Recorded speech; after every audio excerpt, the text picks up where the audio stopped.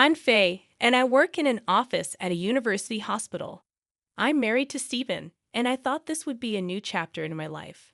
But, surprise, our married life turned out to be really short. I didn't see that coming when we tied the knot.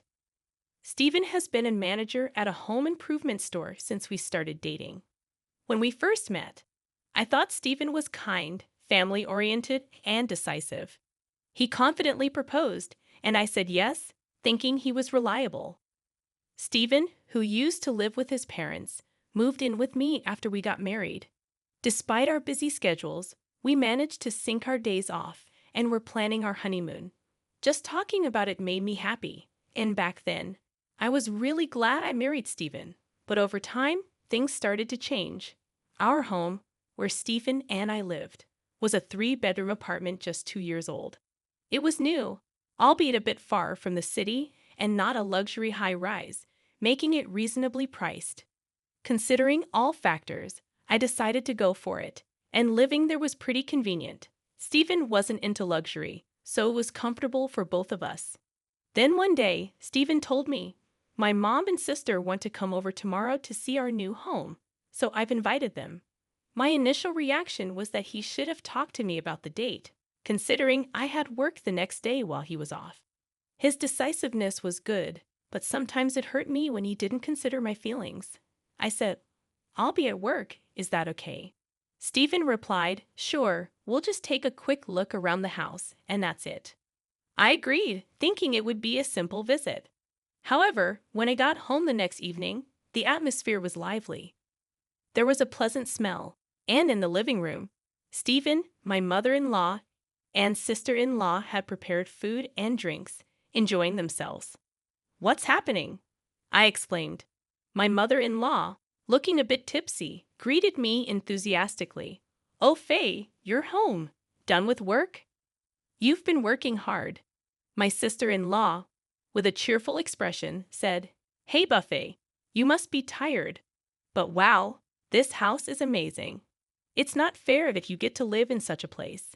Stephen was enjoying the moment, and I was the only one feeling out of the loop.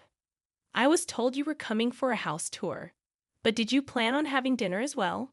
I asked, trying not to upset them, as what was happening differed from what Stephen had told me.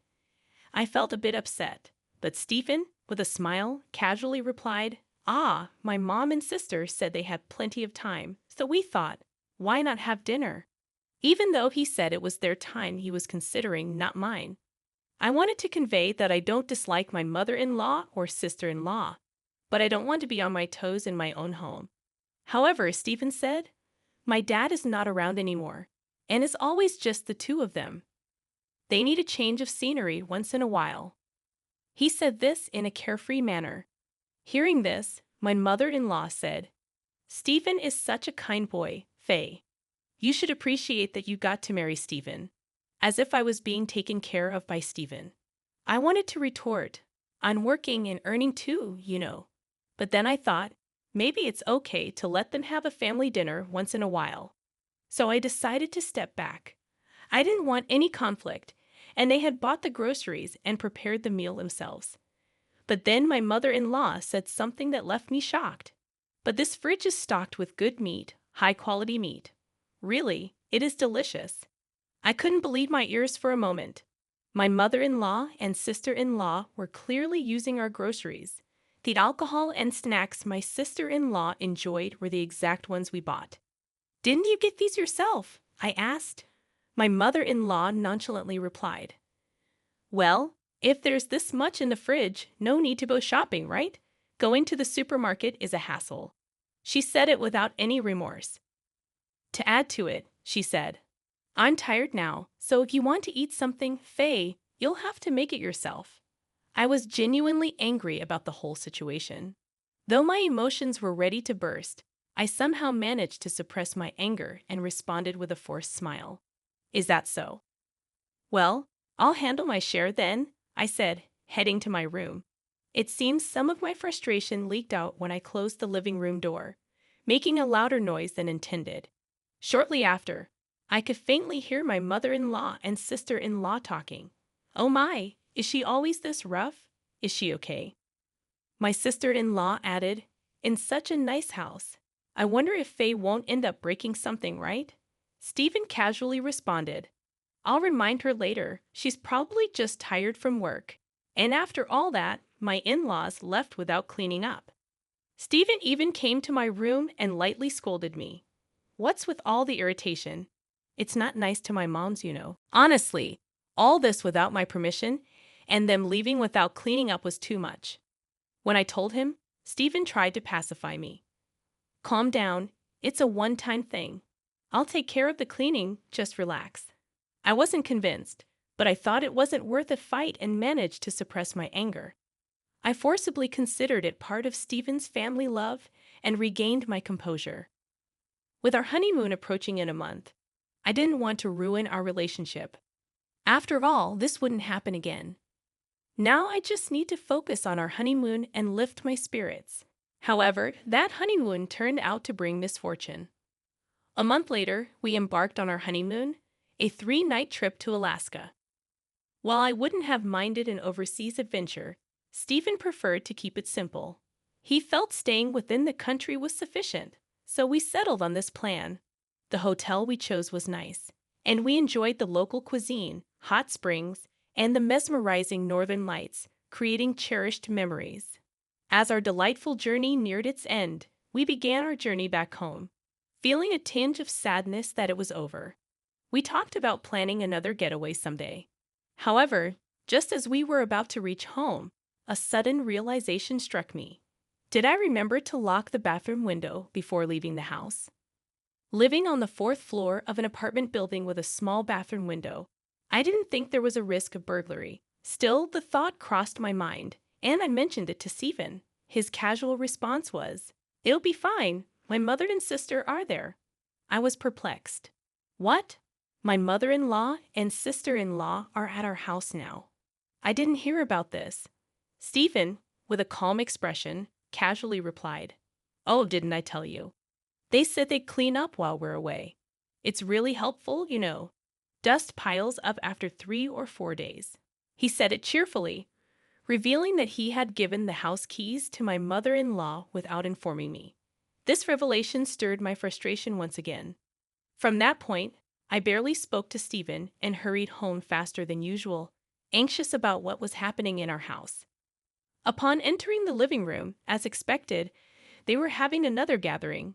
Moreover, dishes made from food likely taken from our refrigerator were spread out.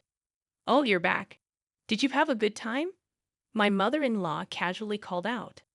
I was in no state to give her a proper answer.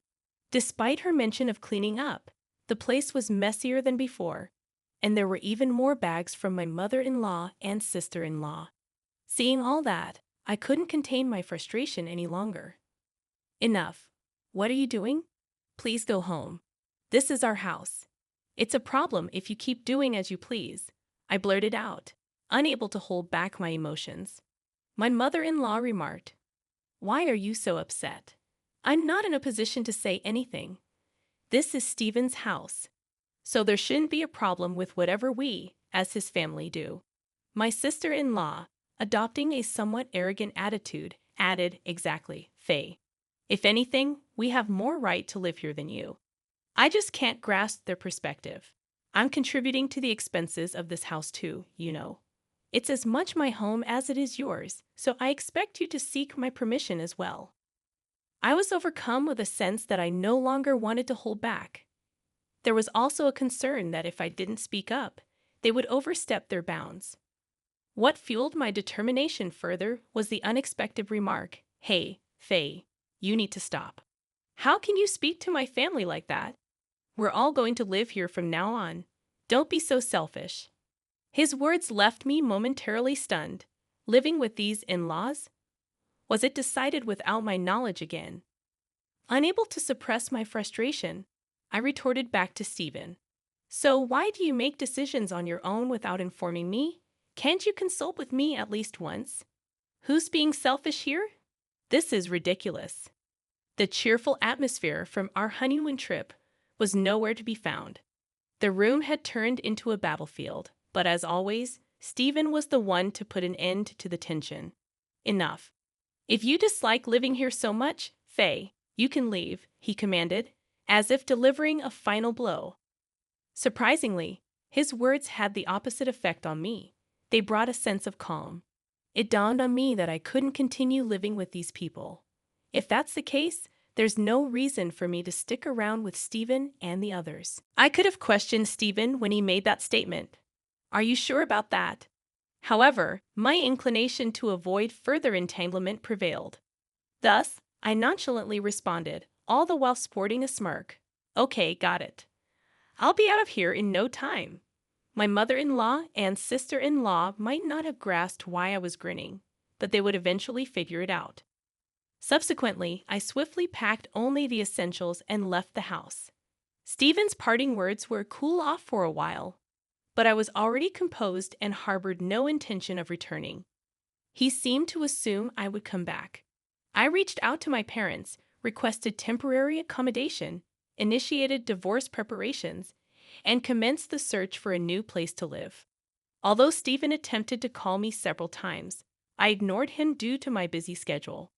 After about 2 months, I had settled into my new residence. Recalling that I still had belongings at the house shared with Stephen, I decided to answer his call for the first time in a while. It was evident from the start that he was in a state of panic. "Faye, finally." "What are you doing? Come back now," he urgently repeated. Indeed, Stephen believed I was returning. Remembering this, I responded firmly, "No, I'm not coming back. In fact, I've already filed for divorce and consulted with a lawyer. Let's discuss the property division."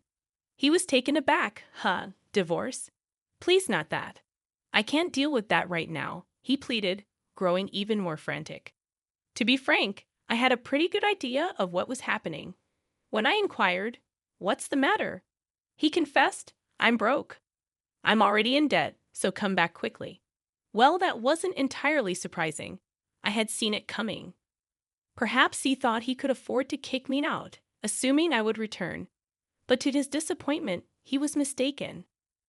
Stephen wasn't earning much to begin with. His take-home pay was around $2,000 a month, and the monthly mortgage for the condo we bought was $2,000. So how was he managing it? I was contributing $1,500, and he was only putting in $500.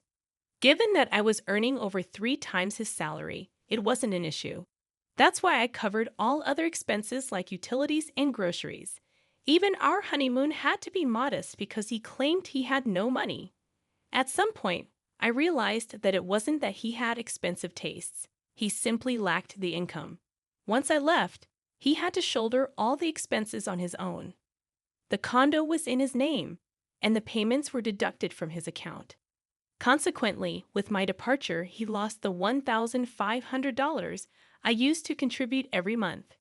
To make matters worse, Stephen's unemployed mother-in-law and sister-in-law were now living with him, undoubtedly adding to the living expenses.